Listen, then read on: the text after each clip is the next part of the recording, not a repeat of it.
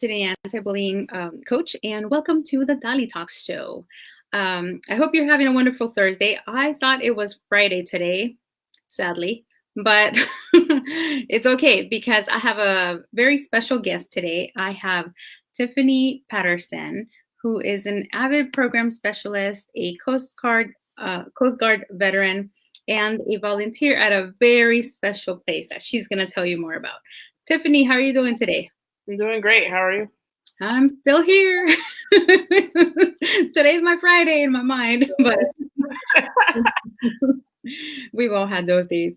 But yeah, so thank you so much for being on the show. I really appreciate it because when you told me about TAPS, which is what you're wearing on your shirt there, I got really excited. I thought, oh my gosh, you got to come on my show and share about this with my people because it's a totally different perspective, right? So can you tell us a little bit about yourself and your military service and what brought you to TAPS? So my name is Tiffani Patterson. I'm a teacher currently. I'm on the management side, but prior to being an educator, I was in the Coast Guard for 9 years, and I was a boat mate. So I drove small boats for various jobs like drug interdiction, oil spills, stuff like that. Um, and what brought me to TAPS? So I found a TAPS ad in a magazine. I think it was a TAPS actual magazine at the vet center. And I love to volunteer. And I noticed that that is a part of my life that was missing since I got into education. Not that education is volunteer work, but you're serving others every day. So I lost a little bit of the volunteer aspect and I wanted to gain that back. And so I joined TAPS as a military mentor. And TAPS stands for Tragedy Assistance Program for Survivors. Yes, I love that. So you came out of the Coast Guard after 9 years, and did you immediately want to start teaching, or did you know what you wanted to do? Yeah, I actually have wanted to be a teacher since I was 12. So since sixth grade, I Oh, wanted to be a wow. teacher. My mother was an educator. My Mhm. sister became an educator as well after she got out of the Army. Um, and so it has been my passion to work with kids since I was a kid. That's really cool. It took me many years after high school to find out what I wanted to be. Yeah, I always knew I wanted to help people. I just didn't know how. But anyway, yeah. So tell us a little bit more about TAPS. How did you? So you saw an announcement in a magazine, and then did you just call them up and say, "Hey, I want to help," or how I did? looked on the website to get a little bit more information about exactly what it was. But even still, I wasn't pretty sure what I was getting into. Mhm. So on the website, when you click on how you can support and you register as a military mentor, they do a background check and then they'll send you an email saying that you've basically passed it or not. Ironically, I was in Washington D.C. last year for Memorial Day. Mhm. I was involved in the parade, and I saw a bunch of people in the museums with TAP T-shirts on. So I didn't know who these people were, but I kept asking them like, I'm gonna be a TAPS mentor. What can I expect? They were very vague. They were like, just be a mentor for the kids. Like they didn't really tell me what I was getting into. So Mhm. Yeah, you know, when you first mentioned it to me, I thought, "Oh, taps, that sounds so sad," because you know mm, the meaning of it and you know the song that's played at all funeral services. And I was in charge of a detail of the funeral detail for 6 months right after 9/11 happened. So there were, you know, like some of the service members we were doing ceremonies for were had lost their lives in the war, and then there were others that from different eras. So mm. I remember, I associate that word with that.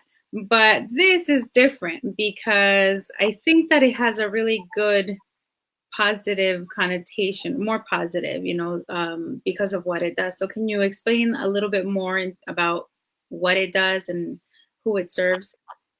Yeah, so TAPS was created. The founder of TAPS is a retired reserve officer, and it was created because her husband passed away in an airplane accident in the military. He was in the military, and she was looking for grieving assistance for her family and for her kids, for herself and for her kids, Mm-hmm. and it didn't exist. And so she basically chose that as her life service to make sure that families of the survivors of family members who have lost their lives in the military in any capacity, doesn't have to be in war, um, that they are taken care of, that they have a family and someone to lean on in the process, and actually for life. It's not even there's no end to it.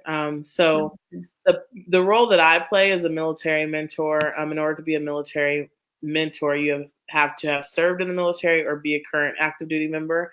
And basically, we partner with the kids as mentors. So um, it's from what they said. From I don't choose the younger kids, but they said the diaper age all the way to 18.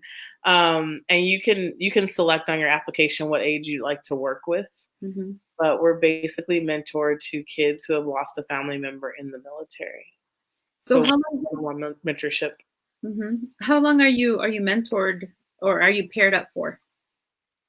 So for the first camp that I did was an actual camp at a campground. That was 4 days. Mm-hmm. For the events that are at like a resort hotel, that was 3 days. It's about 2.5 days, but it's basically called 3 days. So like the first night, the kids that get kids that get dropped off at Good Grief Zone, and it's not all the kids. Like it's kind of like an open area where the kids get dropped off. Some mentors are there. We're playing games with random kids. Doesn't matter what age. Like I was playing Play-Doh with a 4-year-old, but my mentor group was high school aged kids. So the first night you're kind of randomly just bonding with kids, and then the second start of the day is when you're with your actual age group. Mm-hmm. But the mentorship is also a lifetime. Like yesterday, with my first mentee, I messaged her on Instagram, see how she's doing, how high school's going, how are her grades, and they encourage you to reach out to the kids for their birthday. Awesome. Because I support schools in the area. One of my mentees goes to one of my schools. I ran into her when I was on the campus, and it was just a quick hi, how are you doing? And then Mm-hmm. she went to class, and I went and did my job. So Yeah. Oh, that's pretty cool. So then you have access to the kids after each event that they have. So then yeah. you said, and I noticed you said in order to be a mentor, the mentor, you have to be a service member or a veteran, right? Yes. And then the other path that you could be for a mentor is if you were a child that went through the program as a mentee. When you become an adult, you can graduate to be a mentor. But they wear purple shirts, and that's to identify that they've been through the same grieving process that the kids have. Yeah, I'm pretty sure that means a lot to some of the kids and gives them a lot of comfort too, to know that they're one of their, that they've been there and Mm-hmm. got through the whole program. Yeah, that's awesome. So then when you are paired up, what is the screening process that you went through?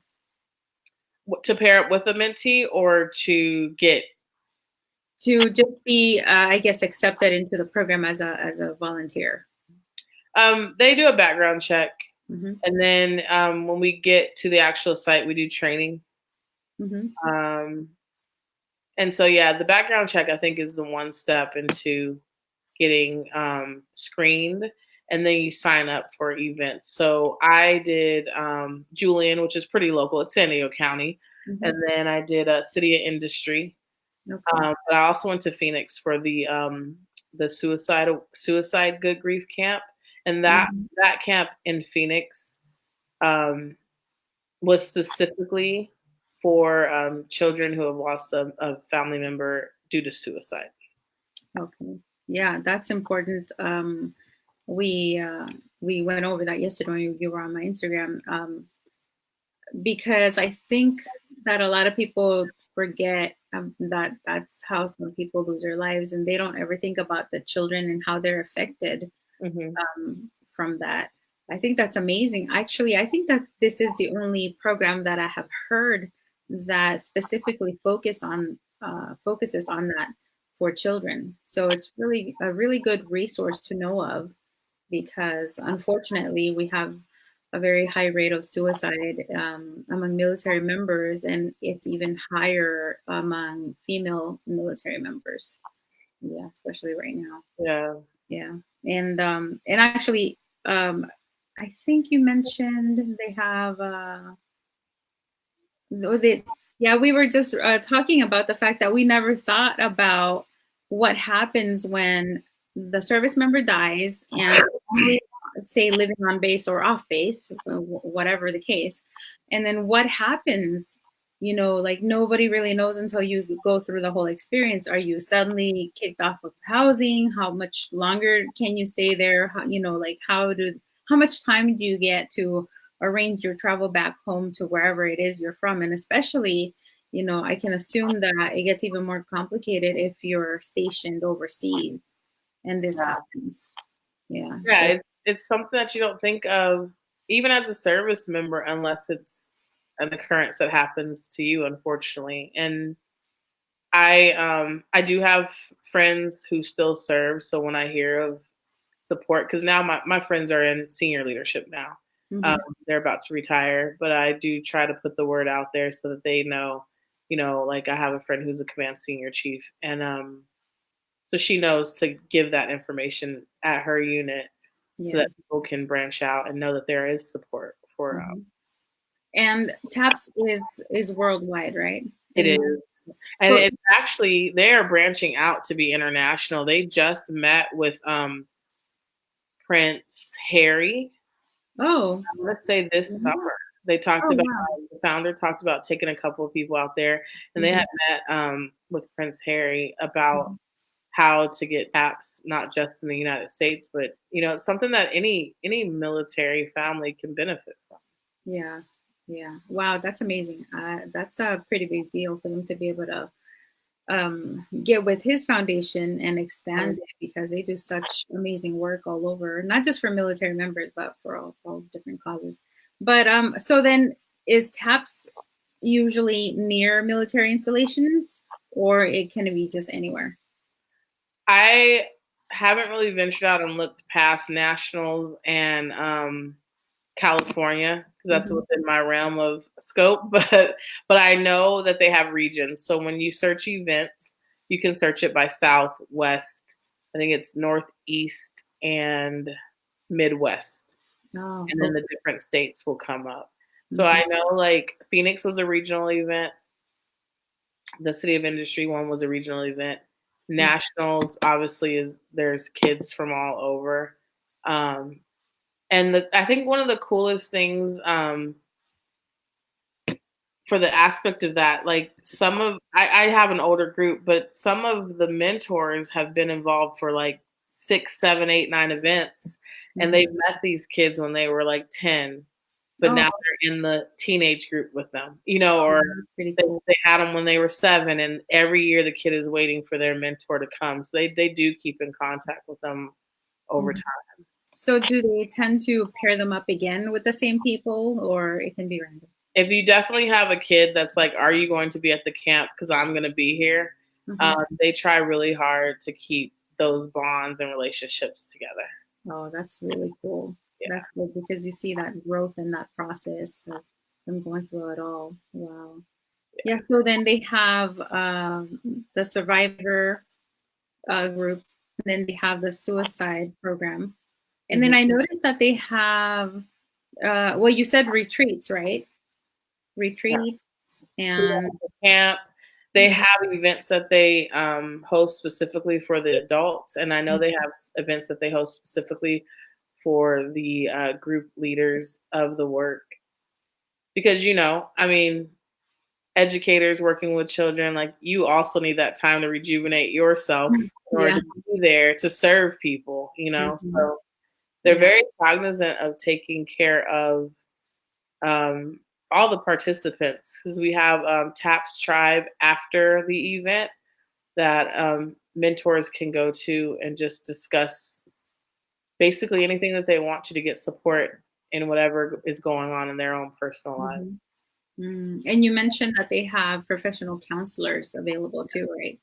Yeah. Yes, so part of the grief work, even with the kids, is having professional counselors there to lead us through the grief work. So it is someone that is trained in that. It's not just a person showing up to do Yeah. grief work. They are trained in the process, and it's intentional. Um, we don't force our kids to participate as far as like when I say participate, you can have a group where someone has been to TAPS 5 times and then you always have a new person, right? A couple of Mhm. new people who have never been, they're not comfortable talking about their grief. Um, and we don't force them to. It's basically, building that circle, that trust, and just showing them that they have someone that's there for them, Mhm. whether they want to tell their story or not. It's all about bonding and being that bridge for them, as Yeah. they need it. Mhm. That sounds like a really amazing and very fulfilling way to give back. And I mean, especially because I just really don't think that I mean, the Wounded Warrior Project, I'm sure that they have something, but I've never heard anything like this. I think they focus more on the disabled veterans that, come back and can't serve anymore. But Hmm. yeah, so the other thing is that I wanted to talk about is geez, bless you, the the community that you have after volunteering. Is Hmm. there a community that is available for you to continue with ongoing training or anything, or is there, any type of conferences where you get advanced training so that you can come back the next time? I'm not sure because the training takes place right before each event. Hmm. So it's ongoing depending on how many events that you participate in. I do know that they're revamping their training because in Phoenix they had a production team there and they did talk about doing some revamping of their trainings. Hmm. But as far as extended training, I'm not sure.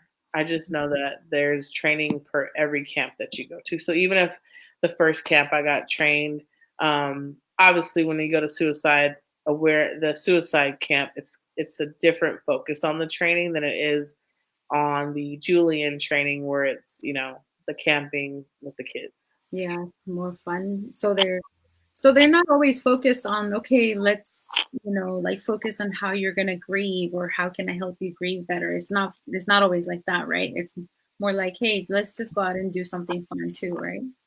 Yeah, it's both. Um, the Julian camp, we were in different groups. There's zip lining, archery. There Mm, was also some free time for the kids to pick what they wanted to do. Like they had signups. Um, there were a lot of games where everyone could play together, but then there were some things that we did only in our group. okay. Um, and then the grief work is surrounded not. It's it's hard to describe it. It's similar with my teacher lens. It's similar. We built community at the same time. We're transparent about grieving. Hmm. So there's different activities that you'll do with your mentee or with the group that some are similar to like team building activities in the classroom to build that trust, but then also the grieving process, like restorative circle kind of setup processes. Yeah. That's really awesome. So what would you tell someone who wants to get involved? What would your piece of advice be to get prepared? Do you think that they'd have to do a lot of emotional preparing for this, or not really? Just take it No, as. it's funny because now that I'm on this end and you're asking me like the same thing I wanted before, Hmm. I wouldn't know what to tell someone other than make sure that you pick the age group like based on who you feel you connect best with. I know myself as a teacher. Hmm. I am a middle school, high school person. Um, Hmm. I love little kids in small doses. That's good It's to know. funny because like the people that are with the little kids, they're getting like stickers on their faces, and the little kids is with them. And at the camp, when we're at the campground, they never went to sleep. My 16-year-old was like, "I'm ready for a nap." So I I don't know other than to just be who you are and meet the kid where they are, Mm-hmm. that's it. Because my 3 mentees are completely different. Mm-hmm. They are completely different personalities. The one common thread is that they lost a military member in their family. Mm-hmm. But my first mentee, very shy, did not know anyone, and the way I bonded with her was telling her, "I don't know anyone either." And I'm No. the only person here that was ever in the Coast Guard, and these people don't even know really what goes on in the Coast Guard. So I'm an odd one out too, and we bonded through that. Oh. And second one, fortunately, I knew her from the last time. She wasn't my mentee, but we actually bonded because I didn't know her closely, you know. And so this time, familiar faces, we matched up, and I got to know her way better and know more of her story. And then the third one, very quiet as well, an adult. She just had just turned 18, but her and I had a like personality where if we were the only ones in the room, like we weren't gonna say anything to people, Yeah. and so we had talked about that, and I check in with her every now and then, but one I had brought some because you get to play board games with them, so I brought Mhm. some board games because I had told them I said, hey, just let me know, I'll bring board games to help you guys out, and she had mentioned that it would have been a great game the game that I had would have been a great game to play with her brothers. So then I just gave it to her and I said, well, Mhm. it's sitting at my house, Yeah. let me help you bond with your brothers, your little brothers. So That's awesome. So then you're always paired with the same sex child, or can it be like? no, it could be anything. They come into the room and you just talk to a kid and then they set up structures for you to meet the kids, with Mhm. questioning and things like that, like they would in a classroom, like building that community.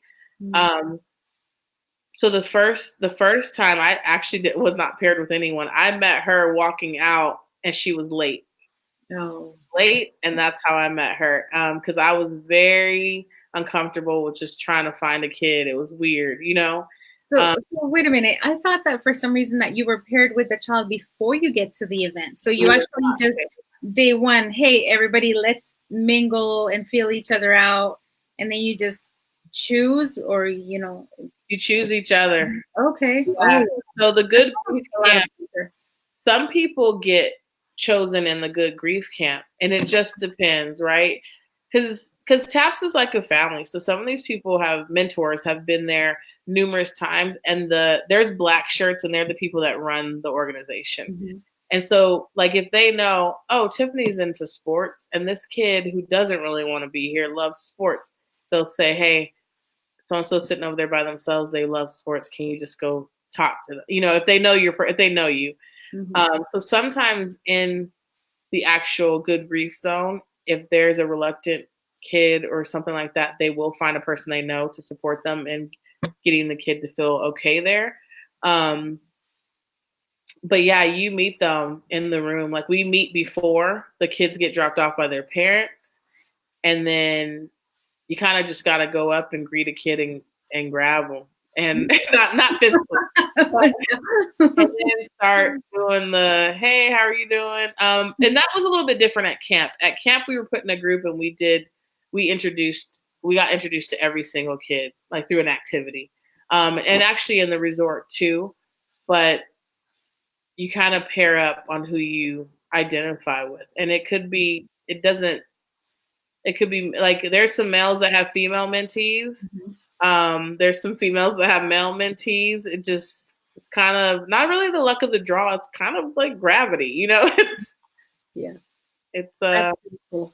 yeah. And so it can be. I guess my advice would be that it can be intimidating the first time. Mhm. It's awkward, right? You don't know this person. You don't know what this kid's thinking. They don't know you. Um, And then there's some that come in, they know the people. So it's like, hey, that's my mentee. And they're chatting it up and they've known each other forever. And so it can be intimidating. And I guess so the thing I would say when you're new to it, just be proactive and just remember that there's no real true judgment. The kids, just like in teaching, the kids don't know they need you yet. Yeah. They don't Okay. know. Yeah. but just be someone that they need. Mm-hmm. Even if it's like random, happy Halloween, be safe. That's all I text to my three mentees. Yeah. Happy Halloween, be safe. Mm-hmm. Hey, how's your day going? You know, on Thanksgiving, I'll text them all. On Christmas, I'll text them all. Mm-hmm. That's Just pretty to, cool. just to keep them, hey, if you ever need anything, let me know. You know, within the whatever parameters you want to be for them. Mm-hmm. Yeah. Awesome. Well, thank you so much for sharing about this. I'm really excited to learn more about it because I am actually going to go for it and make sure I pick not the high school kids because Great. it's gonna be mean. No, they're great. They're so great. No, I actually like middle to elementary and middle school because yeah, I get a little intimidated by some of the high schoolers. You know what? I I'm do so too. judgmental At the end sometimes. of the day, I do too. But at the end of the day, I'm like, they're so real. They're human. You know, they're like little adults. They're not really little adults, but and it's easier just to. They have a true concept of their true reality. Yeah, that is true. Yeah, that That's is. the thing. They have a concept of their true reality. Yeah, yeah. I love it. Well, thank you so much for sharing about TAPS. I'm actually really looking forward to this, and I'm gonna try to see if my husband can join me. I think he would love it too because we're always trying to get involved in something to do with youth because the youth need us, and I mean they're gonna be the ones taking care of us when we're really old, right? Yeah.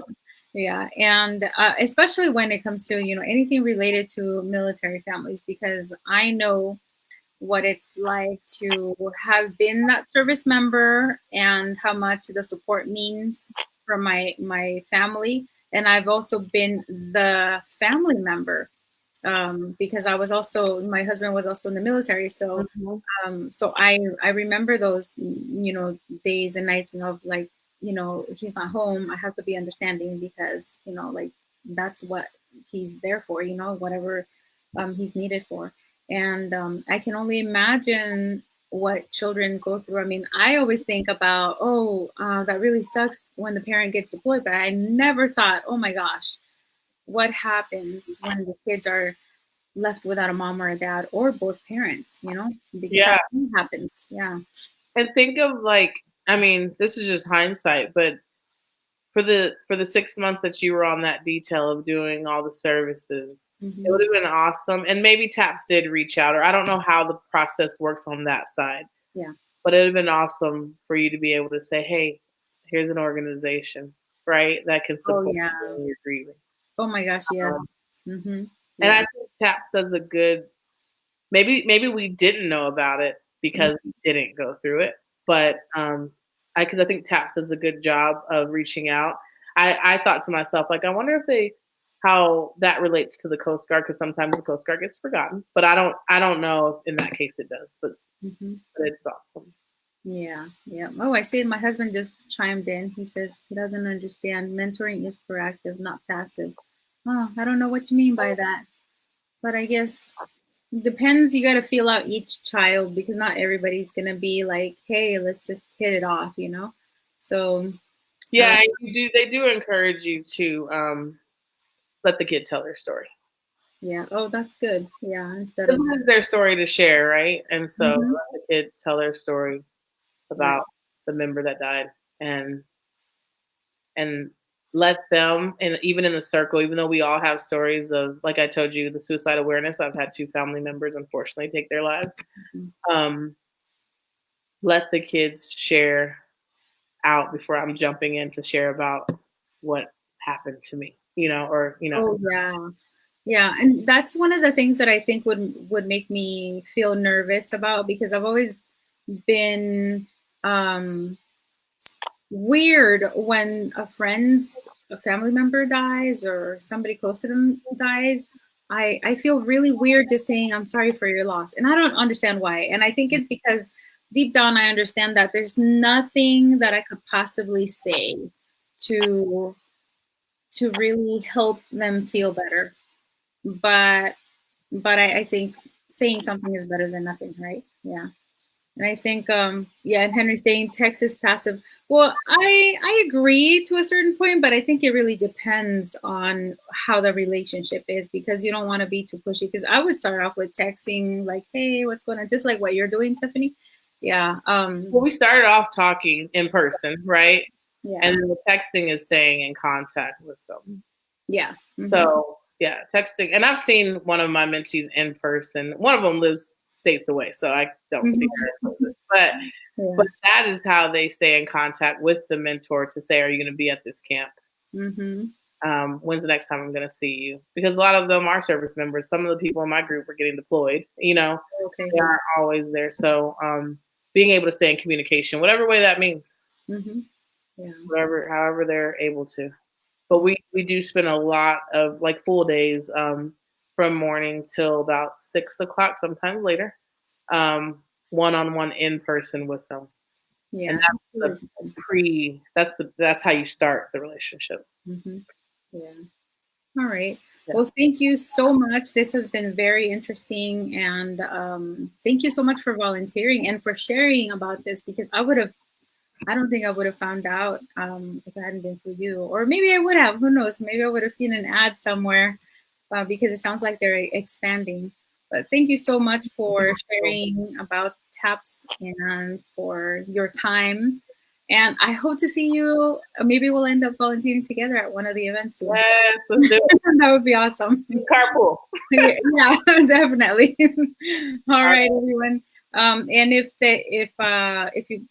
you're watching this and you're interested in volunteering, make sure that you check out taps.org. And remember that you have to be a service member or a veteran, and there is a screening process. And but once you're in, and you can volunteer as many times as you like. You can also, something I saw on the website is that you can also submit donations of any type, whether it's monetary or items, to be given to the children. And hey, if you have a really dope place and you want to like have them, use it for some kind of event, I'm pretty sure that they'll be happy to take you up on that too. So again, thank you so much, Tiffany, and have a wonderful night. You're welcome. Thank you. Thanks. And everyone else, if you're still watching, tune in next week. Okay, so next week is a holiday, but I won't have a definitive scheduled interview, but I will pop in just because it's a holiday and I just have to say hi.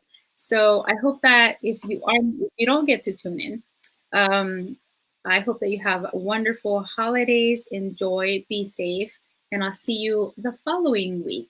And don't forget to subscribe to my newsletter at DaliTalks.com. And I'm also on Instagram if you prefer Instagram. And let me know what you liked about this interview. Let me know if you have heard of TAPS and if you plan on volunteering. All right. Thank you so much for watching. Have a good night.